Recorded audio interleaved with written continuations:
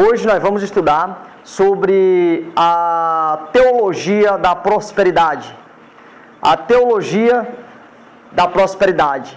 Agora vamos ler primeiro um versículo da Bíblia, da Palavra de Deus, no livro de 1 Timóteo, capítulo 6, e o versículo 9, que diz assim: Mas os que querem ser ricos caem em tentação e em laço e em muitas concupiscências loucas e nocivas, que submergem os homens na perdição e ruína, porque o amor ao dinheiro é a raiz de toda a espécie de males, e nessa cobiça alguns se desviaram da fé e se transpassaram a si mesmos com muitas dores.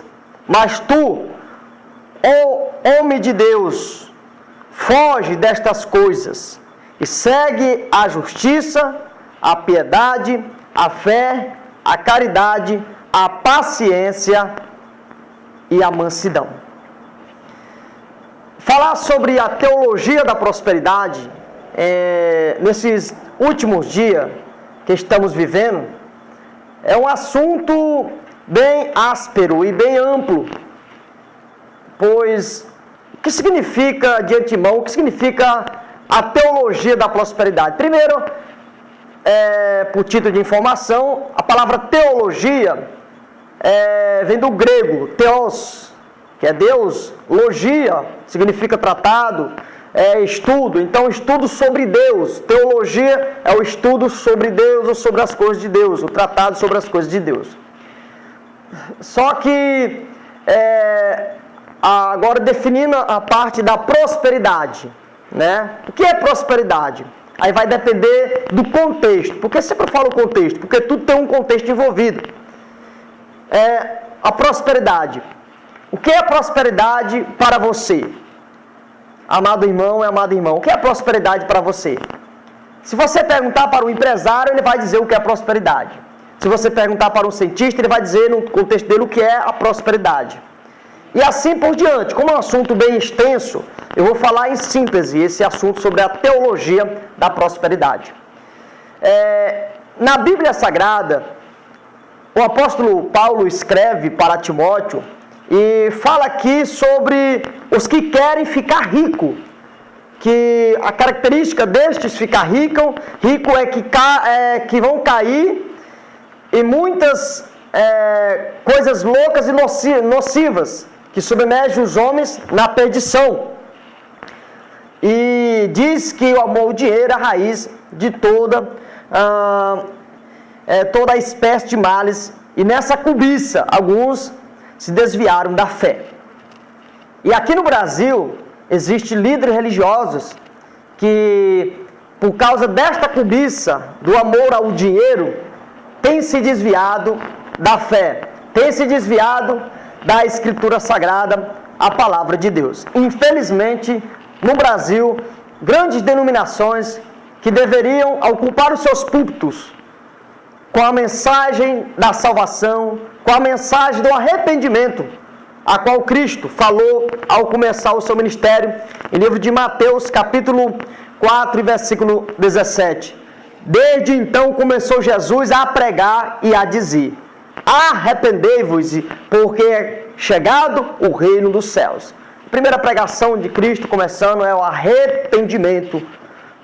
O arrependimento. João Batista também começou pregando sobre o arrependimento. Mateus capítulo 3 e o versículo 1. E naquele dia apareceu João Batista pregando no deserto da Judéia e dizendo: arrependei-vos, porque é chegado o reino dos céus. Então o arrependimento foi anunciado tanto por Cristo, como por João Batista, como por os apóstolos do Senhor Jesus. Os apóstolos do Senhor Jesus anunciavam também o arrependimento. Livro de Marcos, capítulo 6, e o versículo 12. E saindo eles, contexto, os discípulos, pregavam que se arrependesse. Então eles pregavam, os discípulos de Cristo, todos os discípulos, os apóstolos pregavam que o povo se arrependesse Se arrepender de quê? É caracterizado em Atos dos Apóstolos, o que é esse arrependimento? Em Atos dos Apóstolos, o capítulo 3, o versículo 19. Arrependei-vos, pois, e convertei-vos, para que sejam apagados vossos pecados, e venham assim os tempos do refrigério pela presença do Senhor. Esse é o padrão, este é o que Cristo mandou os discípulos pregar, né? O discípulo pregar o Evangelho. O Evangelho o quê? Livro de Marcos, capítulo 1, versículo 14 e o versículo 15.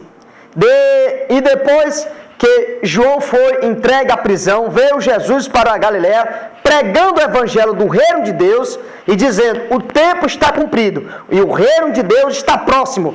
Arrependei-vos e crede no Evangelho. Evangelho, esta é a base, o Evangelho. Só que existe, dentro das denominações no Brasil, e também até em outros países, e em outros países faz as suas ensinamentos como barganhar com Deus, e aqui no Brasil os líderes religiosos começam a imitar as pessoas de outros países sobre a teologia da prosperidade. A questão é o seguinte: se a pessoa é um cientista, ele vai falar sobre a ciência, e etc. Se a pessoa é um mecânico, ele vai falar sobre a mecânica, ou seja, o que se arruma ali dentro do estabelecimento dele. Se é um servo de Deus, se é um servo do Senhor Jesus, se é um ministro do Senhor Jesus, o que ele deve pregar, o que este homem, esta mulher deve pregar, ou seja, o que o discípulo do Senhor Jesus deve pregar, anunciar em cima do púlpito, ou aonde seja, aonde, ou seja, o que e aonde, o que ele vai falar. Vamos lá, como já lemos, o arrependimento. No entanto, muitos hoje estão usando da Bíblia como desculpa para poder ganhar dinheiro do povo, arrancar dinheiro do povo, amedrontando muitos líderes religiosos, amedrontam os seus fiéis, ou seja, os seus seguidores, que muitas pessoas não seguem a Cristo, seguem o pastor, seguem o líder religioso, mas nós temos que seguir ao Senhor Jesus Cristo. Temos que seguir ao Senhor Jesus. Jesus diz para todos, o livro de Lucas, o capítulo 9 e o versículo 23. E dizia a todos: se alguém quiser vir após mim, nega-se a si mesmo, toma cada dia a sua cruz e siga-me. Então, ir a Cristo tem que renunciar a si mesmo, as suas próprias concupiscências carnais e pecaminosas, e seguir a Cristo. Só que os pregadores de hoje, os pregadores modernos, não estão mais anunciando isto. O que estão anunciando? A teologia da prosperidade. No tempo do apóstolo Paulo não tem na Bíblia a palavra teologia da prosperidade. No entanto, a Bíblia condena, a Bíblia é o contrário, esse conceito novo que surgiu aí da teologia da prosperidade. A Bíblia é o contrário, existem muitos argumentos contrários a essa teologia. Conhecido novo ensinamento, que em lugar de ensinar sobre Deus, estão ensinando sobre o outro Deus, o Mamon, o Deus do dinheiro, como se diz assim, livro de Mateus capítulo 6, e o versículo 24. Ninguém pode servir a dois senhores, porque a um há de odiar um e amar o outro, ou se dedicará a um e desprezará o outro. Não pode servir a Deus e a Mamon. O que é Mamon? O que é Mamon? Vamos ler agora Mateus, o capítulo 6, na nova versão internacional, a NVI, no capítulo 6 e o versículo 24. Diz assim: ninguém pode servir a dois senhores, pois odiará um e amará o outro, ou se dedicará a um e desprezará o outro. Vocês não podem servir a Deus e ao dinheiro. Obviamente, muitas pessoas hoje têm servido ao quê? Ao dinheiro, e não a Deus. Têm servido ao dinheiro e não a Deus. E para poder apoiar a sua tese sobre a teologia da prosperidade, o que é que eles usam? Eles usam argumentos que amedrontam os seus membros, amedrontam os seus ouvintes, coloca medo no coração do povo, mas não é para se arrepender dos seus pecados, é para dar o dinheiro que tem na sua conta, no seu bolso, na sua carteira, porque isto é o quê? É lucro para eles. E o Evangelho não é dinheiro, o Evangelho não é para a pessoa ganhar dinheiro. O Evangelho é para você anunciar a Cristo, o arrependimento, como os apóstolos faziam. A igreja primitiva fazia, logo nos primórdios, no começo. Mas hoje não. Hoje existe algumas falácias. Existem algumas falácias que muitos têm falado, têm argumentado, dizendo que é de Deus. Dizendo que é de Deus. Eu vou falar aqui algumas falácias usadas por líderes religiosos, da teologia da prosperidade, certo? Muitos dizem, a primeira falácia é que Jesus era rico. Muitos teólogos, defensores desta tese sobre a teologia da prosperidade, teologia da prosperidade, entre aspas, tem falado há muito tempo, muitas pessoas sabem que Jesus era rico. E eu te pergunto, será que Jesus Cristo ele era rico? Jesus possuía grandes herdades? Jesus tinha muito dinheiro naquela época? Jesus era rico? Será, amados irmãos e irmãs, Jesus Cristo era rico, como afirmam muitos líderes religiosos, para poder amedrontar os seus membros e transmitir uma imagem, falar uma coisa que eles afirmam, alegam, está escrito na Bíblia? Vamos saber pela Escritura Sagrada. Primeiro vamos ler 1 Coríntios capítulo 4 e o versículo 6. E eu, irmãos, apliquei estas coisas por semelhança a mim e Apolo, por amor de vós, para que nós aprendais a não ir além do que está escrito, não vos ensoberbecendo a favor de um contra o outro. É o que tem acontecido. O povo não quer ler a Bíblia, o povo não quer examinar o que o pastor, o líder religioso está dizendo. Então tudo que eles falam, esses líderes religiosos, defensores da teologia da prosperidade, o que é que os membros fazem? Obedecem. Eles não examinam na Escritura se esses religiosos estão indo além do que está escrito, ou está aumentando, ou está tirando. Livro de Atos dos Apóstolos, no capítulo 17 de Atos dos Apóstolos, no versículo 11. Ora, estes foram mais nobres do que o que estava em Tessalônica, porque de bom grado receberam a palavra, examinando cada dia nas Escrituras se estas coisas eram assim. Porque os crentes não se tornam os crentes bereanos, ou seja, crentes que examinam o que o pregador, o que o ministro está dizendo. Porque se é ministro de Deus, se é enviado de Deus, o que é que ele fala? O que é que ele fala? Livro de João, capítulo 3 e o versículo 34. Porque aquele que Deus enviou fala as palavras de Deus, pois não lhe dá a Deus o Espírito com medida. Aquele que Deus enviou fala o quê? As palavras de Deus. Não é as palavras dele, não é a argumentação dele, é as palavras de Deus, porque ele administra. Se ele administra, tem que administrar o que é segundo os oráculos de Deus. Livro de 1 Pedro, capítulo 4, versículo 11. Se alguém falar, fale segundo as palavras de Deus. Como é que esses líderes religiosos, pastores, essas pessoas aprendam a falar não segundo a palavra de Deus? Por mais que eles tentem usar argumentos da Bíblia, dizendo que Deus está mostrando para ele, Deus está mostrando na Bíblia. Livro de Miqueias, vamos ler aqui no livro do profeta Miqueias, o que acontece? Livro do profeta Miqueias, o capítulo 3 e o versículo 11. O que acontece com esses líderes religiosos? O que é? Os seus chefes dão a sentença por presentes, e os seus sacerdotes ensinam por interesse, e os seus profetas adivinham por dinheiro, e ainda se encostam ao Senhor, dizendo: não está o Senhor no meio de nós, e o mal não sobrevirá. Isso tem acontecido. Muitas pessoas têm afirmado seus pensamentos e dizendo que Deus está mostrando, Deus está revelando, Deus está mostrando, e eles se escoram na Bíblia, se escoram em Deus, dizendo que Deus que está dizendo. Isto é o que acontecia no tempo do profeta Miqueias. Eles faziam o quê? Ensinavam por interesse, falavam por interesse. Os profetas adivinhavam por interesse, por dinheiro. Aqui está claro. Miqueias capítulo 3, versículo 11.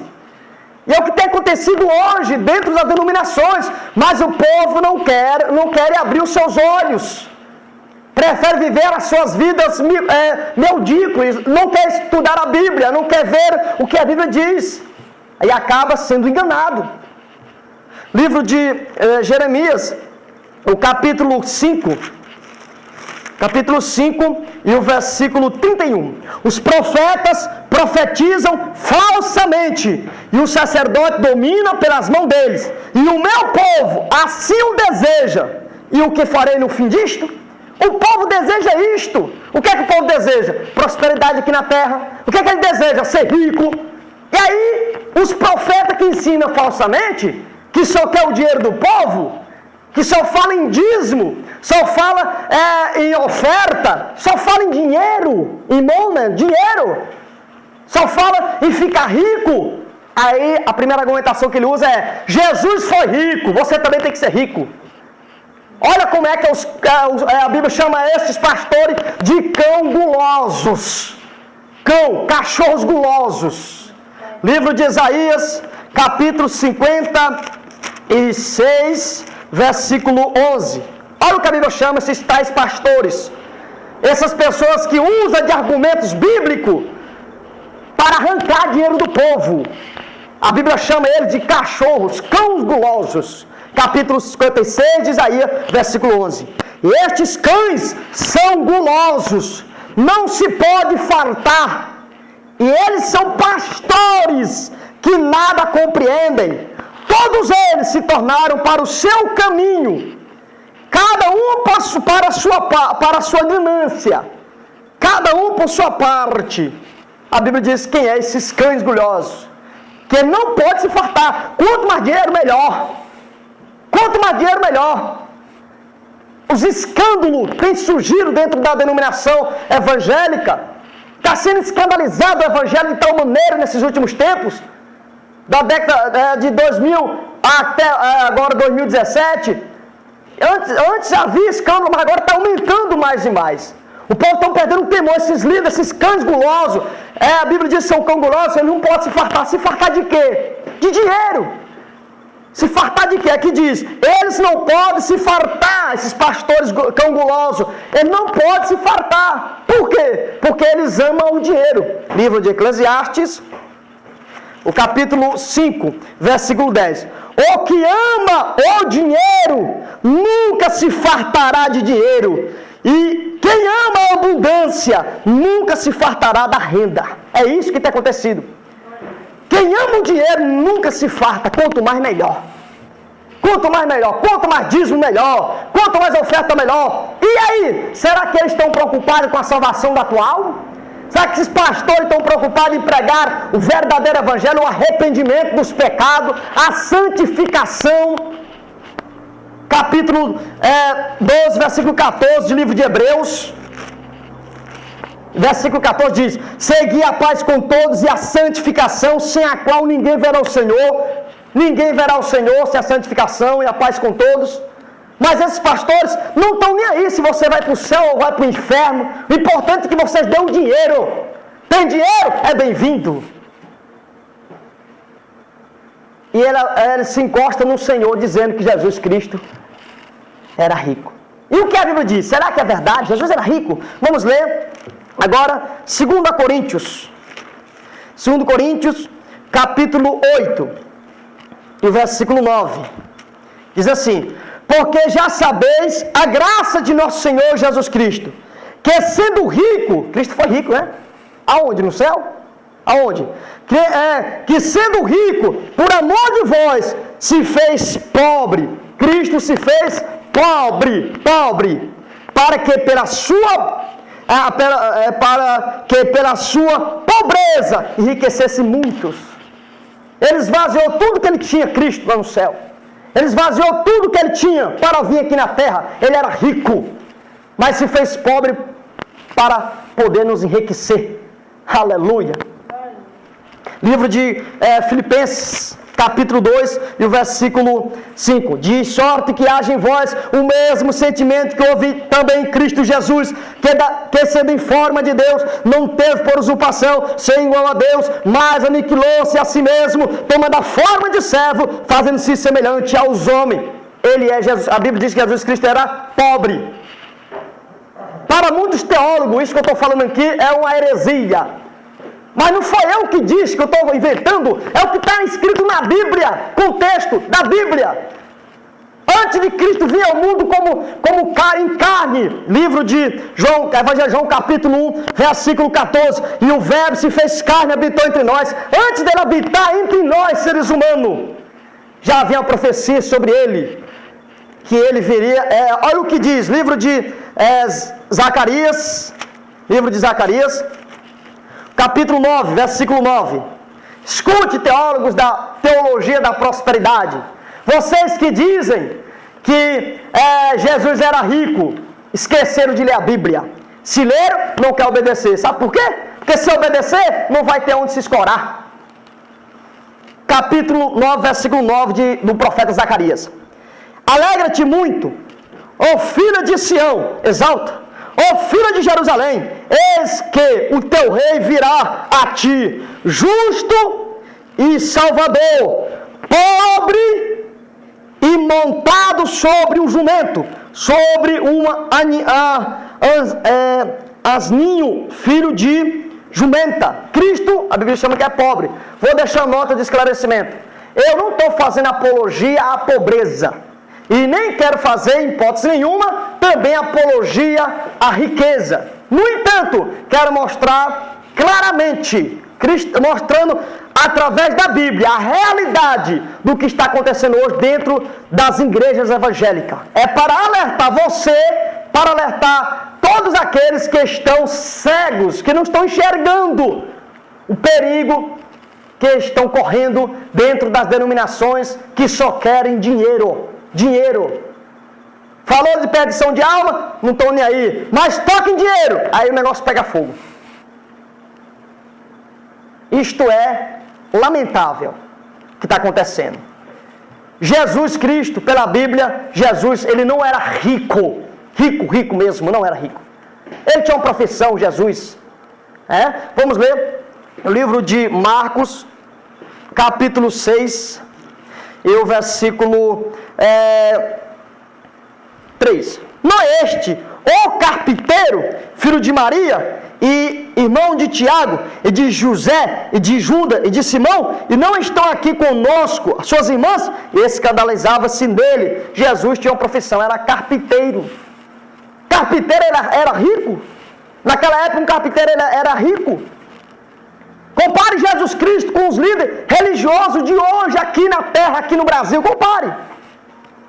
Eu não vou citar nome de líderes religiosos, porque vocês todos sabem o que tem acontecido ultimamente aqui no Brasil. Os escândalos que tem esses líderes, esses cangulosos, esses falsos profetas, esses falsos pastores, esses falsos apóstolos, o que tem causado escândalo contra a palavra de Deus. Mas isso é para que se cumpra a Escritura. Livro de Mateus, capítulo 18. Mateus, capítulo 18 e o versículo 7. Vamos passar do 7 mesmo. Ai do mundo, por causa dos escândalos, porque é necessário que venham escândalo. Mas ai daquele homem por quem o escândalo vem. Ai desses pastores, ai desses profetas, por quem vem os escândalos aqui na terra. Ai deles, Jesus está falando. Ai deles, dessas pessoas que trazem escândalo. O caminho da verdade está sendo blasfemado. Muitas pessoas não querem mais aceitar a fé, porque vão dizer: eu vou lá dar dinheiro para o pastor, eu vou lá um negócio ser crente, tudo é ladrão, tudo estão roubando. Por que que todo tem essa visão, esse preconceito, sem conhecer o conceito firmado sobre o assunto?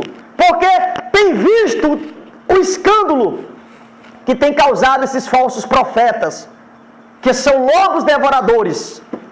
Livro de Mateus capítulo 7 e o versículo 15. Acautelai-vos, porém, dos falsos profetas, que vêm até vós vestido como ovelha, mas interiormente são lobos devoradores. Esses falsos profetas não estão nem um pouco preocupados com a alma dos seus membros que estão congregando nas suas denominações. Coitado desses membros que querem seguir estes milagreiros, essas pessoas que andam fazendo milagres, faz milagre pelo espírito do diabo, porque não anuncia o evangelho que é do arrependimento. Muitas pessoas têm sido enganadas por causa de milagres e nunca leram o livro de Apocalipse, capítulo 16 e o versículo 13. E da boca do dragão, e da boca da besta, e da boca do falso profeta, vi sair 3 espíritos imundos, semelhantes a rã, porque são espíritos de demônios que fazem prodígios. Espírito de demônios, eles fazem milagres. Esses milagres são feitos, são milagres de quê? De falsidade, de engano. É o poder de Satanás dentro dessas denominações operando. Por quê? Porque nós conhecemos o milagre verdadeiro, conhecemos uma árvore pelo fruto. Mateus capítulo 7, versículo 20. Portanto, pelos seus frutos os conhecereis. O milagre verdadeiro tem a característica de arrependimento no final. João capítulo 5 e o versículo 14. Depois Jesus encontrou no templo e disse-lhe: eis que já está sã, não peques mais, para que te não suceda alguma coisa pior. Aqui está o verdadeiro milagre, que é o milagre que produz na pessoa o temor de obedecer a palavra de Deus, o temor de obedecer a Escritura Sagrada. O arrependimento está acompanhado por aquele milagre, porque quem operou foi o Espírito de Deus. Mas, no entanto, quando o milagre é operado por esses falsos pastores, eles aproveitam para pedir dinheiro ao povo. Eles aproveitam a oportunidade para poder arrecadar mais dinheiro. Operou um milagre. Quem está por trás disto? Satanás. Satanás está por trás disto. Está na Escritura. Se ler capítulo 7 de Êxodo, vai ver os mágicos, vai ver os bruxos, vai ver os magos do Egito operando milagres extraordinários diante de Moisés e Arão. E hoje o povo está sendo enganado por isto. E não percebe que esses pastores só falam dinheiro. Vendendo, muitos pregadores ficam vendendo o quê? Vendendo pregadoras em cima de púlpito. Vendendo o quê? Vendendo DVDs.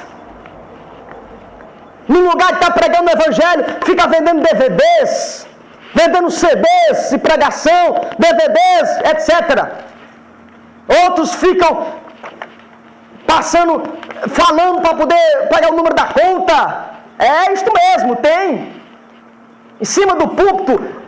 Por que não aproveita a oportunidade e pregues a doutrina? Porque vai chegar um tempo que não vão sofrer essa doutrina. O apóstolo Paulo disse, livro de 1 Timóteo, capítulo 3, capítulo 4, 2 Timóteo, e o versículo 2, que pregues a palavra antes a tempo e fora de tempo. Muitos dizem que tem que ter tempo para pregar, tudo tem seu tempo para pregar, mas a Bíblia diz, para pregar a palavra, tem que pregar a todo momento. Toda hora tem que anunciar a palavra, anunciar a Escritura Sagrada, anunciar o Evangelho, anunciar o arrependimento, para que os que vêm se salvar, as pessoas vêm se arrepender e vêm ser salvas. Salvo do laço de Satanás, salvo do engano de Satanás. Capítulo 4, versículo 2 de 2 Timóteo. Que pregues a palavra antes da tempo e a fora de tempo, redargua, repreenda, exortes com toda longanimidade e doutrina, porque virá tempo em que não sofrerão a sã doutrina, mas tendo comichão nos ouvidos, amontoarão para si doutores conforme as suas próprias concupiscências. E é o que temos visto hoje, muitos doutores atropelando o outro, todos com cursos superiores de faculdade teológica, mas não tem a palavra de Deus, o Espírito Santo da verdade para combater o erro. São superficiais, são só por cima, não pregam arrependimento, como fazia os apóstolos, como fazia os heróis da fé. David Blaine anunciava a Cristo Jesus, John Wesley anunciava Jesus Cristo, e outros mais anunciando a Cristo. Quando pregava a Escritura, quando pregava sobre arrependimento, o povo tremia em cima dos bancos. E grande arrependimento havia. E grandes grupos de pessoas eram salvos para o reino de Deus. Mas hoje, grandes grupos de pessoas têm se reunidos para falar só em dinheiro. Isto é uma vergonha. É uma vergonha. Essa é a primeira falácia, dizer que Jesus era rico. E qual é a segunda falácia? É dizer que todo aquele que é cristão tem que ser rico. Tem que ser rico. Aonde tem na Bíblia? Eu desafio a todos os líderes religiosos do Brasil e do mundo a provar biblicamente, com texto e com contexto, aonde tem na Bíblia que todos aqueles que aceitaram o nome do Senhor Jesus têm que ser rico. Tem que adquirir riqueza. Aonde está na Bíblia? Desafio a você, líder religioso daqui do Brasil, que tem pregado em cima dos púlpitos, dizendo para os membros que a pessoa tem que ser rico. Deus chamou nós para ser rico. Que mentira! Aonde tem na Bíblia? Aonde tem na Bíblia que todos aqueles que aceitam Jesus têm que ser rico? A mentira é grande. Espírito de Satanás. Vamos ler Provérbios, capítulo 22. Capítulo 22 e o versículo 2. O rico e o pobre se encontraram. A todos os fez o Senhor. Está claro que Deus fez a todos, Deus permitiu a todos. Você é rico? Você é rico? O que a Bíblia tem para os ricos? Livro de Salmos, capítulo 62, versículo 10. Não confie na opressão, nem vos desvaneçais na rapina. E se as vossas riquezas aumentam, não ponha nela o coração. Onde tem na Bíblia que é pecado ser rico? Não tem na Bíblia que é pecado ser rico. Está dizendo que se a tua riqueza aumentar, não ponha nela o coração. Porque se a pessoa, você colocar, como esse líder religioso, coloca o coração na riqueza, o que vai acontecer? Livro de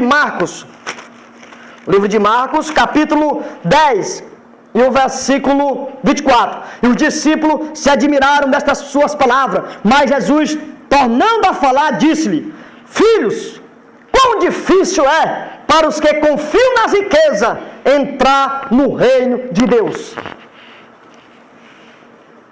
Quem não sabe que avareza é idolatria? Avareza é idolatria. Livro de Colossenses, capítulo 3, o versículo 5. Mortificai, pois, os vossos membros que estão sobre a terra, a prostituição, a impureza, o apetite desordenado, a vil concupiscência e a avareza, que é idolatria. Idolatria. E os idólatras não entram no reino dos céus. A parte dos idólatras, a parte dos avarentos, por consequente, é o lago de fogo. Livro de Apocalipse, capítulo 21 e versículo 8. Mas quanto aos tímidos, aos incrédulos, abomináveis, aos homicidas, aos fornicários, aos feiticeiros e aos idólatras, E a todos os mentirosos, a sua parte será no lago que arde com fogo e enxofre, ou que é a segunda morte. Lago de fogo. Então tome cuidado, tomamos cuidado nessas falácias da teologia da prosperidade. O estudo, esse estudo que eu estou dando da teologia da prosperidade, hoje é o primeiro dia. Depois nós continuaremos a falar no próximo estudo, continuaremos a falar sobre a teologia, ou o engano da teologia da prosperidade. É um grande engano. Porque se você seguir esse pensamento, que a Bíblia não concorda, a sua parte é no lago de fogo. Que Deus abençoe a vida de cada um de vocês. Quando for no próximo estudo, hoje é a primeira parte desse estudo, o engano da teologia da prosperidade. Depois vamos continuar estudando e aprender alguns princípios, certo? Em nome do Senhor Jesus Cristo. Alguém tem alguma pergunta, alguma dúvida sobre essa primeira parte do estudo da teologia da prosperidade? Alguém quer contra-argumentar? Tem alguém que quer falar alguma coisa? Alguma dúvida para nós colocar diante da Escritura Sagrada?